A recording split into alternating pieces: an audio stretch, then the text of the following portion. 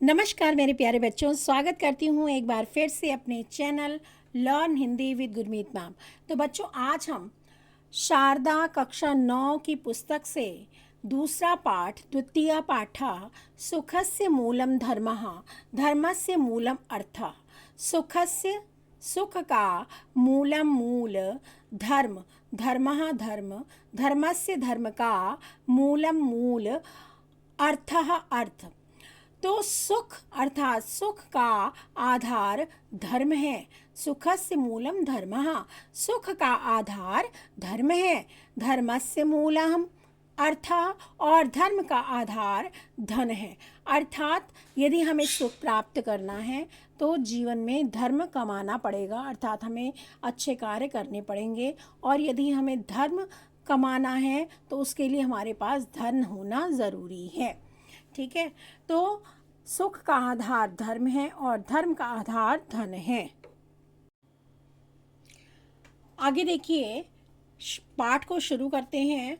भारतीय धर्मशास्त्रेषु अनेकाः सूक्तयः विद्यन्ते। भारतीय धर्मशास्त्रों में अनेक सूक्तियाँ हैं। यह जो मानव जीवन के यथार्थ तत्व को प्रतिपादित करती हैं। तेषु एकम प्रसिद्धम सूत्र रूपम वाक्यम। तेषु उनमें से एक प्रसिद्ध सूत्र रूप में वाक्य कौटिल्यस्य अर्थशास्त्रे, कौटिल्य के अर्थशास्त्र में अस्ति है। कौन सा वाक्य है? सुखस्य मूलम धर्मम धर्मस्य मूलम अर्थम। अब सुख का आधार धर्म है और धर्म का आधार धन है। अस्य आशयः अस्ति, इसका आशय है कि वास्तविक सुखस्य आधारा धर्मः, वास्तविक सुख का आधार धर्म है। धर्म पालनस्य च आधारा अर्थः, और धर्म के पालन का आधार धन है। इसका अर्थ ये है बच्चों कि यदि हम सुखी होना चाहते हैं, हमें धर्म कर्म के कार्य करने पड़ेंगे।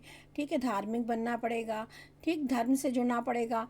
लेकिन यदि धर्म कमाना है, यदि धर्म का पालन करना है तो उसके लिए आपको धन की आवश्यकता होती है, क्योंकि आप धर्म के कार्य करते हैं, दान करते हैं, पुण्य करते हैं, परोपकार करते हैं, दूसरों के लिए काम करते हैं, तो आपको धन की आवश्यकता होती है। तो धर्म के पालन का आधार धन है।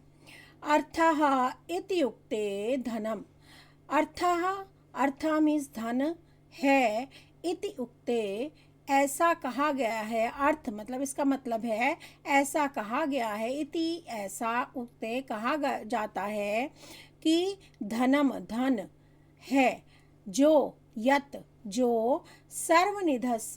सर्वविधस्य आजीविका व्यवहारस्य प्रमुखम साधनम, जो सब तरह से आजीविका के व्यवहार का प्रमुख साधन है, यानी आजीविका को चलाने वाला साधन है। जीवने धर्मः अर्थः सुखम इत्येषां त्रयाणां परस्पर संबंध अविच्छिन्नः अस्ति। जीवन में धर्म, अर्थ, सुख, धर्म, धन और सुख, इति एतेषां, ऐसा, एतेषां मीन्स इन तीनों में, त्रयाणाम तीनों में, परस्पर मीन्स आपस में, अविच्छिन्न अटूट संबंध है। यानी धर्म, अर्थ और सुख तीनों में आपस में एक अटूट संबंध है, यानी तीनों एक दूसरे से जुड़े हुए हैं। यह जना न्यायपूर्वकम अर्थोपार्जनम करोति, जो व्यक्ति न्यायपूर्वकम, न्याय के साथ, ईमानदारी के साथ अर्थ धन का उपार्जन करता है, अर्थात धन कमाता है, स धर्म पालनम कर्तुम समर्था भवति, वह धर्म का पालन करने में समर्थ होता है। धर्म पालनेन च, और धर्म के पालन से दीर्घकालिकम सुखम लभते, दीर्घकालिक लंबे समय तक सुख को प्राप्त करता है। ये है बच्चों इसका हिंदी आशय, इसको यहाँ से पढ़ सकते हैं आप लोग। तो आगे देखते हैं। सामान्य जीवन में अन्नम वस्त्रम आवासः शिक्षा स्वास्थ्य सेवा, अन्न अनाज वस्त्र आवास शिक्षा और स्वास्थ्य सेवा च इत्यादि नाम और स्वास्थ्य सेवा इत्यादि मूलभूत आवश्यकताओं की पूर्ति में धन आवश्यक है। मूलभूत आवश्यकताएं यानी जीवन जीने के लिए ज़रूरी आवश्यकताएं। ठीक है, तो सामान्य जीवन में अन्न वस्त्र आवास शिक्षा और स्वास्थ्य सेवाएं इत्यादि मूलभूत आवश्यकताओं की पूर्ति में धन आवश्यक है। पर्याप्त धन के अभाव में स्वकर्तव्य पालनम कठिनम भवति। अपने कर्तव्य का पालन करना कठिन हो जाता है। स्वास्थ्यम शिक्षा सेवा दानम च इत्यादीनां कार्याणि बाधितानि भवन्ति। स्वास्थ्य शिक्षा सेवा और दान इत्यादि कार्य बाधित हो जाते हैं। अब पैसा नहीं है तो कुछ भी नहीं कर सकते, ना स्वास्थ्य पर खर्चा कर सकते हैं, ना शिक्षा पर, ना सेवा पर, ना दान पुण्य पर। दैनंदिन जीवनम च असंतुलितम भवति। दैनंदिन हमारा दैनिक जीवन असंतुलित हो जाता है।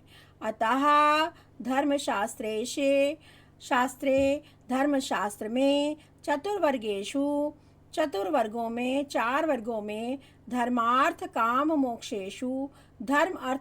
मोक्ष में अर्थ अन्यतमः स्तंभ इति गण्यते।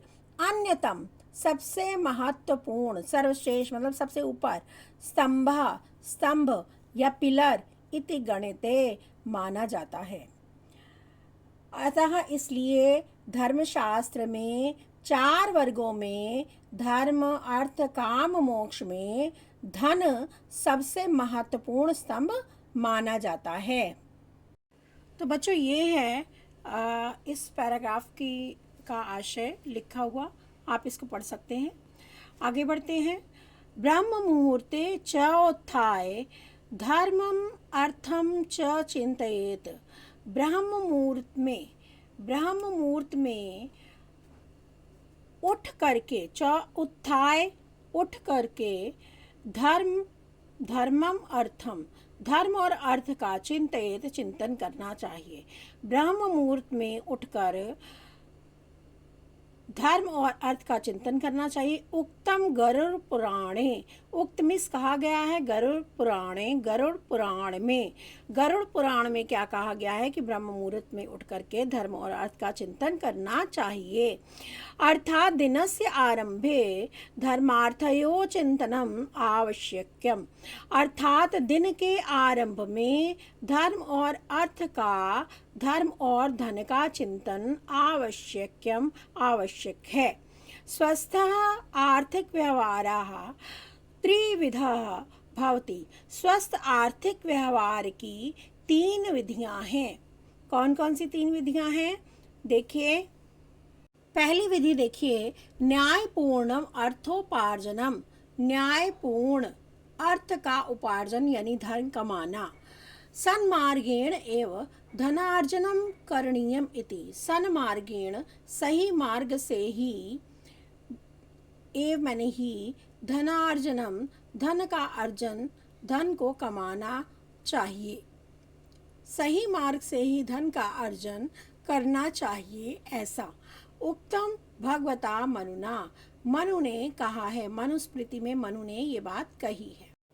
सर्वेषाम एव शौचानाम अर्थशौचम परम स्मृतम यो अर्थे शुचि ही सह शुचि न मृदवारी शुचि।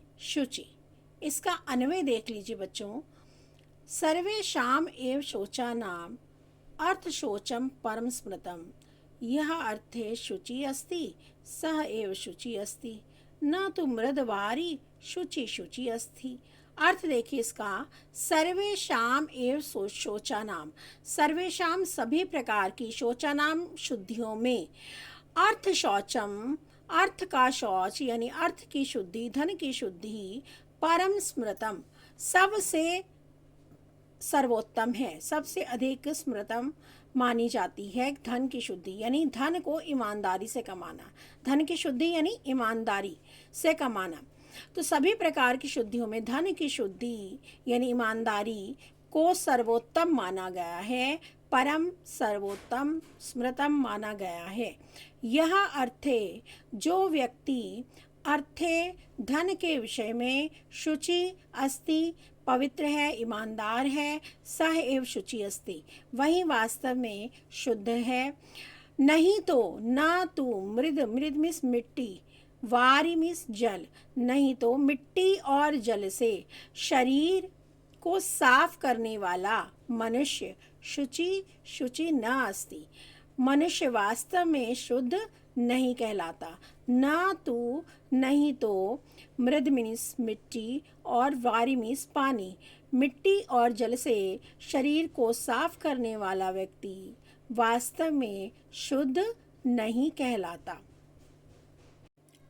अस्य आशयः, इसका आशय है यत् कि अनैतिकाः आर्थिक व्यवहार कदापि न करणीय, अनैतिक आर्थिक व्यवहार कभी नहीं करना चाहिए, अर्थात अनीति से धन नहीं कमाना चाहिए। मा ग्रधा कस्य स्विद धनम इति उपनिषदः वाक्यम। मा ग्रधा, मा मीन्स मत करो, ग्रधा मीन्स लालच, लोभ मत करो, लालच मत करो। कस्य स्विद यानी किसी दूसरे के धन का लोभ मत करो। ये इसका अगर संधि विच्छेद करेंगे तो बच्चों इस तरह से होगा, कस्य स्वित धनम इति, ठीक है। तो इति उपनिषदः वाक्यम, ऐसा उपनिषद के वाक्य सतत मनसी, सततम लगातार निरंतर मन में निधाय धारण करके, स्वकौशलेन अपने कौशल से, और विद्या च धनम और विद्या से धनम धन उपार्जनीयम अर्जित करना चाहिए। ऐसा उपनिषद के वाक्य को निरंतर मन में धारण करके अपने कौशल और विद्या से धन का अर्जन करना चाहिए। ये है बच्चों इसका आशय जो अभी हमने पढ़ा, उसका आशय यहाँ पर लिखा है, अन्वय भी है, आप देख सकते हैं। आगे देखिए, औचित्यपूर्ण वयः, दूसरा है देखिए औचित्यपूर्ण वय, उचित तरीके से, औचित्यपूर्ण उचित तरीके से व्यय करना। आवश्यकता अनुसारम व्ययः करणीयः, आवश्यकता के अनुसार व्यय खर्च करना चाहिए। येन व्ययेन, जिस व्यय से स्वास्थ्य लाभ, विद्यार्जनम, आत्मसुरक्षा वा भवेत, जिस व्यय से स्वास्थ्य लाभ हो, विद्यार्जन हो अथवा आत्मसुरक्षा हो, वह खर्च अवश्य करना चाहिए। सह व्ययः, वह खर्च अवश्यम करणीयः, अवश्य करना चाहिए। आडंबर पूर्ण प्रदर्शनकारी व्यय, आडंबर पूर्ण मीन्स दिखावे के लिए, या प्रदर्शनकारी व्यय, प्रदर्शनकारी व्यय, अथवा विलास व्यसनाय, अथवा विलास की आदतों पर व्यय अपव्ययः भवति, अपव्यय होता है। आडंबरपूर्ण प्रदर्शनकारी व्ययः अथवा विलास व्यसनाय व्ययः अपव्ययः भवति, दिखावे के लिए अथवा प्रदर्शनकारी व्यय अथवा विलास की आदतों पर व्यय अपव्यय कहलाता है, अपव्यय होता है। अपव्ययः वर्जनीय, अपव्यय को रोकना चाहिए, वर्जनीय रोकना चाहिए। अतः प्रत्येकम व्ययस्य लेखाः स्थापनीयः, इसलिए क्या करना चाहिए, प्रत्येक व्यय का हिसाब रखना चाहिए, लेखा रखना चाहिए। अन्ते च तेषां परिशीलनं करणीयम्, और अंत में उस पर परिशीलन करना चाहिए, उस पर गहन विचार करना चाहिए, उसका निरीक्षण करना चाहिए जो भी व्यय हुआ है। अगला इसमें पॉइंट दिया है भविष्य दृष्टया संचया, भविष्य की दृष्टि से संचय भी करना चाहिए। उपार्जित धनस्य कश्चन भागा, कमाए गए धन का कश्चन भागा कुछ भाग भविष्य सुरक्षाए संचनीया, भविष्य की सुरक्षा के लिए संचनीया बचा कर रखना चाहिए। संचय से अभ्यासेन, और संचय के अभ्यास से यानी बचत के अभ्यास से जनाः मनुष्य स्वावलंबी भवति, स्वावलंबी होता है। स्वावलंबनम स्वाभिमानस्य मूलम वर्तते, स्वावलंबन स्वाभिमान का मूल है। अर्थात इस आर्थिक निर्भरता के कारण ही जब व्यक्ति आत्मनिर्भर हो जाता है, आर्थिक आत्मनिर्भर हो जाता है आर्थिक रूप से, तो वो स्वावलंबी हो जाता है और आत्मनिर्भरता के कारण ही मनुष्य स्वाभिमानी बनता है। तो स्वावलंबन होता है तो मनुष्य के अंदर स्वाभिमान आता है। ठीक है, स्वावलंबन स्वाभिमान का मूल है। संकट काले अपि स्वाभिमानित जना, संकट काल के समय में भी स्वाभिमानी मनुष्य अन्य किसी दूसरे मनुष्य से आर्थिक सहायता न अपेक्षते, किसी भी आर्थिक सहायता की अपेक्षा नहीं करता। जो व्यक्ति स्वावलंबी होता है, जो स्वाभिमानी होता है, वो संकट के समय में भी किसी दूसरे मनुष्य की सहायता की अपेक्षा नहीं करता, किसी दूसरे मनुष्य की सहायता नहीं लेना चाहता। तो बच्चों ये इससे संबंधित जो है, जो अभी हमने पढ़ा है पंक्तियाँ, उससे संबंधित अनुवाद यहाँ हिंदी अनुवाद दिया गया है, आप इसको देख सकते हैं। नेक्स्ट है देखिए, छात्र जीवने आर्थिक साक्षरता। छात्र के जीवन में आर्थिक साक्षरता मीन्स वित्तीय साक्षरता, मतलब बच्चों को बताना चाहिए कि धन का उपयोग कैसे करना चाहिए। ठीक है, तो इसको साक्षरता बताया गया यहाँ पर। अनेकदा छात्राः माता पितृभ्यां कष्टार्जित धनस्य तुच्छ कारणैः अपव्ययः कुर्वन्ति। अनेकदा अनेक बार, कई बार छात्र माता पितृभ्यां माता पिता के द्वारा कष्टार्जित धनस्य, कष्ट से या कठिनाई से अर्जित किए गए कमाए गए धन का तुच्छ कारणों बेकार के कामों में, निरर्थक कार्यों के लिए अपव्ययम कुर्वन्ति अपव्यय करते हैं।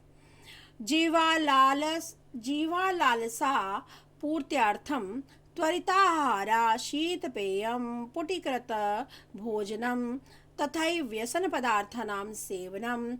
जीवा लालसा पूर्त्यर्थम, जीवा मीन्स जीव के, लालसा मीन्स स्वाद की, पूर्त्यर्थम मीन्स पूर्ति के लिए, त्वरिताहारा फास्ट फूड, शीत पेयम ठंडे पेय, पुटीकृत भोजनम मीन्स डिब्बा बंद भोजन, और तथैव वैसे ही व्यसन पदार्थानाम नशे की वस्तुओं का सेवन।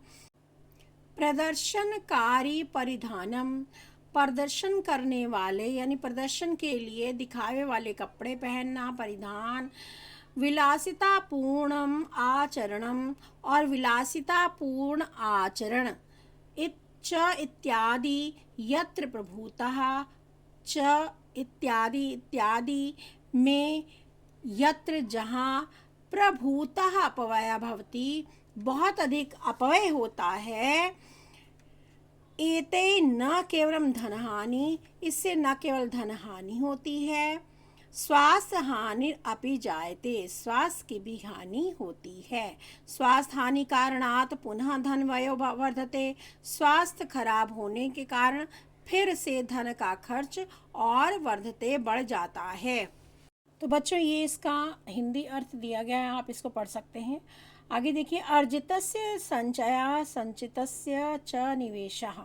अर्जितस्य अर्जित किए हुए, संचयः धन का यानी कमाए हुए धन का संचय, अर्जितस्य संचय कमाए गए धन का संचय, संचितस्य च निवेशः और संचित धन का निवेश किस प्रकार से करना चाहिए देखिए। चाणक्य नीतो उक्तम, चाणक्य नीति में कहा गया है, जल बिंदु निपातेन क्रमशः पूर्यते घटा, सह क्रम क्रमः सर्वविद्यानां धर्मस्य च धनस्य च। जल बिंदु निपातेन, इसका अन्वय देख लीजिए। क्रमशः जल बिंदु निपातेन, क्रमशः क्रम से जल की बूंदों के निपातेन गिरने से घटः घड़ा पूरिते भर जाता है। उसी प्रकार से सह सर्व विद्यानाम धनस्य, उसी प्रकार से सभी विद्याओं का, धर्मस्य धर्म का, धनस्य च और धन का भी, हेतु भवति यही क्रम रहता है, यही क्रम होता है, यही हेतु होता है। अर्थात सभी विद्याएं, धर्म और धन धीरे धीरे अर्जित किए जाते हैं, बूंद बूंद करके ही इकट्ठे किए जाते हैं, चाहे वो विद्या हो, चाहे वो धर्म हो और चाहे वो धन हो। किस प्रकार से इकट्ठा किया जाता है? जिस प्रकार से जल की बूंदें घड़े को भरती हैं, उसी प्रकार से ये सभी विद्याएं, धर्म और धन का भी यही हेतु रहता है। ठीक है, तो ये आगे देखिए इसके लघु लघु संचयोऽपि कालांतरे महत संपत्ति रूपेण वर्धते। लघु लघु थोड़ी थोड़ी, संचयोऽपि संचय अपि, संचय करने से भी, थोड़ी थोड़ी की गई संचय यानी बचत भी, सकालांतरे समय के साथ महत संपत्ति बड़ी संपत्ति रूपेण रूप में बढ़ जाती है, वर्धते बढ़ जाती है। लघु छोटी छोटी की गई बचत भी कालांतरे समय के साथ बड़ी संपत्ति के रूप में बढ़ जाती है। यदि छात्राः प्रतिदिनम् अल्पधनस्य अपि संचयं कुर्वन्ति, यदि छात्र प्रतिदिन अल्पधनस्य अपि थोड़ा सा धन भी संचयं कुर्वन्ति बचाते हैं, संचय करते हैं, तस्य उचित निवेशं च कुर्वन्ति और उसका सही निवेश करते हैं, तेषां भविष्यं सुरक्षितं भवेत्, तर्हि तो तेषां उनका भविष्य सुरक्षितं भवेत्, सुरक्षित हो सकता है। भारत देश में धन संचयस्य, धन का संचय और सुरक्षित निवेशस्य और सुरक्षित निवेश के लिए, कृते के लिए बहुविधा बहुत सारे अनेक प्रकार के मार्ग संति हैं। तो बच्चों यहाँ पर ऊपर वाले श्लोक का अन्वय दिया है और उसका अर्थ दिया है, इसको पढ़ सकते हैं आप लोग। और आगे बढ़ते हैं। कौन कौन से मार्ग हैं, कौन कौन से उपाय हैं, देखिए। तेषु प्रधानमंत्री जनधन योजना, सुकन्या समृद्धि योजना, सार्वजनिक भविष्य निधि, वरिष्ठ नागरिक संचय योजना, किसान विकास पत्रम, राष्ट्रीय संचय प्रमाण पत्रम, राष्ट्रीय पेंशन योजना, नियत निक्षेप, आवृत्ति निक्षेप च इत्याद्यः प्रमुखा सन्ति। तब कौन कौन सी योजनाएं हैं, देखिए।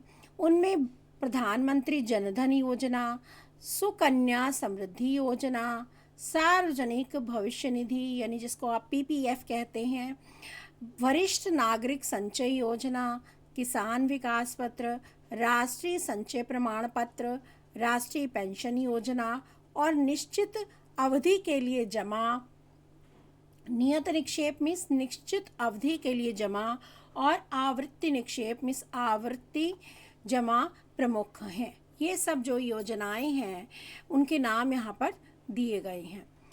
इस पैराग्राफ से संबंधित जो आशय हैं बच्चों यहाँ दिया गया है, आप देख सकते हैं। आगे देखिए। एतासाम सर्वकारी योजना नाम विषय सूचना लब्धुम लाभम अवाप्तुम च समीपस्थ वित्तागारः पत्रालयाः च गंतव्या।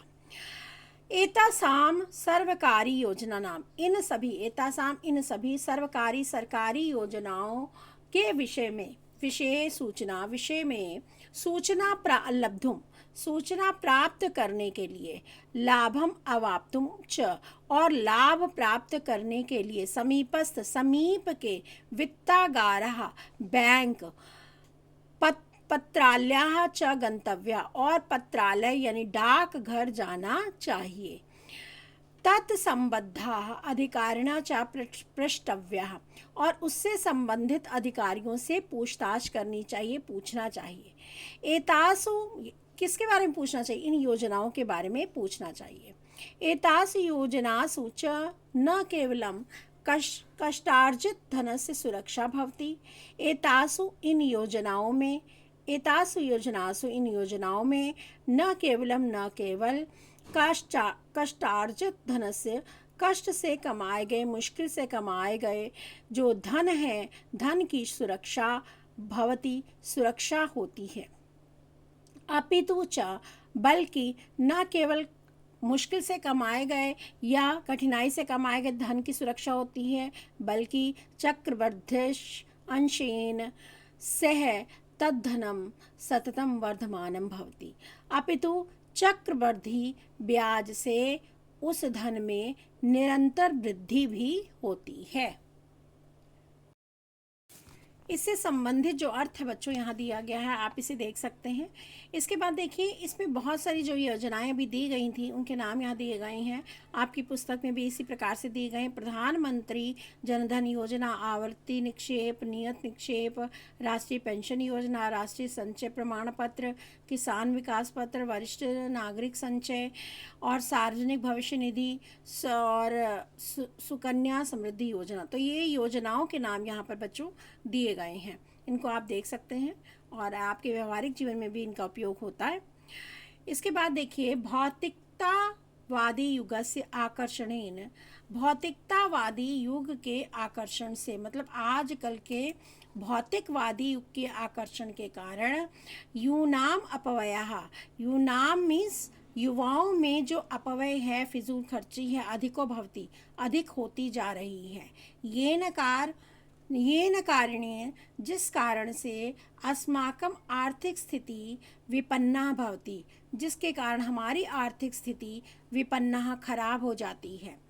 किंतु अर्थ विषयक संचेतना, लेकिन अर्थ विषयक जो संचेतना है, किंतु अर्थ मीन्स धन के विषय में, संचेतना सचेतना मीन्स जागरूकता, जागरूकता है अभावात, हमें अभाव से निकाल करके, अभावात उद्धृत्य, निकाल करके आर्थिक संपन्नताम प्रति नयति, आर्थिक समृद्धि की ओर ले जाती है। किंतु धन के विषय में यदि जागरूक रहेंगे हम, तो ये धन के विषय में जो जागरूकता है वह हमें अभाव से निकालकर आर्थिक समृद्धि या संपन्नता की ओर ले जाती है। अतः बुद्धिमता छात्राणाम,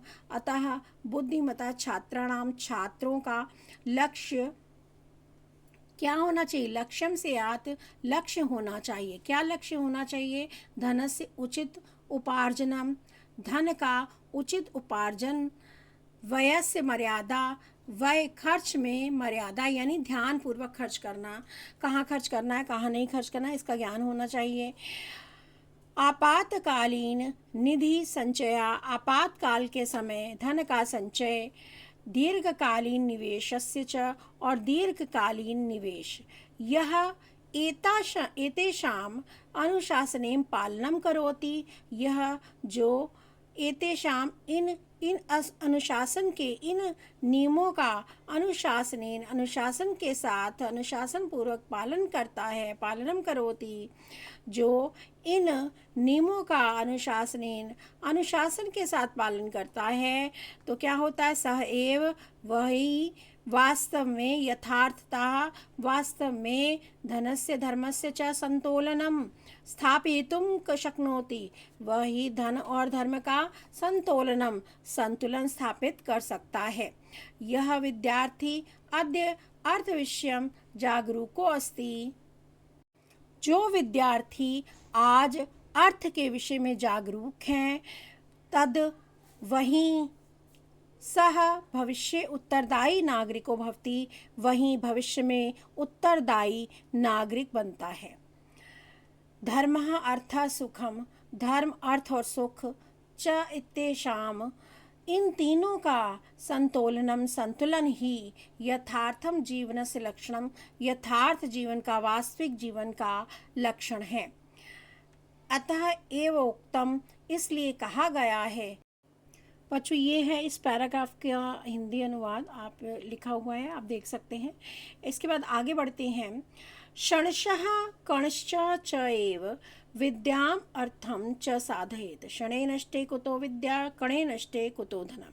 तो इस श्लोक का अन्वय देख लें। क्षणशः कणशः च एव विद्याम अर्थम च साधयेत। क्षणशः, अब मनुष्य को क्या चाहिए? क्षणशः, क्षण क्षण का उपयोग करके, कणशः और कण कण का उपयोग करके। क्षण क्षण का उपयोग किस लिए करना चाहिए? विद्या को अर्जित करने, मतलब एक भी पल को, एक भी क्षण को व्यर्थ नहीं गंवाना चाहिए। ठीक है, यानी विद्या का अर्जन करते हुए एक भी समय को वेस्ट या नष्ट नहीं करना चाहिए। तो मनुष्य को चाहिए कि वह क्षण क्षण का उपयोग करते, क्षणशः, क्षणशः बच्चों विद्या के लिए आया है, क्षण क्षण का उपयोग करके विद्या को प्राप्त करे। और कणशः च, और कण कण को जोड़ करके, अब धन कैसे जुड़ता है? एक एक कण को जोड़ते हैं हम, एक एक छोटी छोटी बचत करते हैं तब धन जुड़ता है। और कण कण जोड़ करके धनम अर्थम च साधयेत, और धन को अर्जित करे। क्योंकि ऐसा क्यों करना चाहिए? क्योंकि क्षणे नष्टे विद्या कुतो, यदि समय नष्ट हो जाता है तो हमें विद्या प्राप्त नहीं होगी। और कणे नष्टे, और कण, यदि थोड़ा थोड़ा धन नहीं करते हैं हम इकट्ठा, तो यदि कण नष्ट हो जाने पर धन कहाँ से आएगा? यानी इसका प्रोसेस क्या बताया है कि यदि आपको विद्या चाहिए तो आपको हर एक पल, हर एक क्षण का की महत्ता को समझना पड़ेगा, उसे नष्ट नहीं करना चाहिए।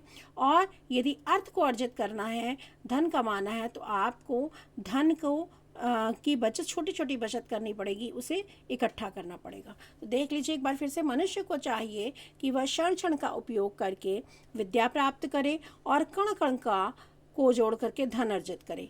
क्योंकि समय नष्ट हो जाने पर विद्या कहाँ से प्राप्त होगी, और कण नष्ट हो जाने पर धन कहाँ से आएगा। तो बच्चों, यहाँ पर आपका पाठ समाप्त हो जाता है। उम्मीद करती हूँ इसका हिंदी अनुवाद आपको अच्छे से समझ में आ गया होगा। और इससे संबंधित कोई भी प्रश्न हो तो आप कमेंट बॉक्स में कमेंट करके पूछ सकते हैं।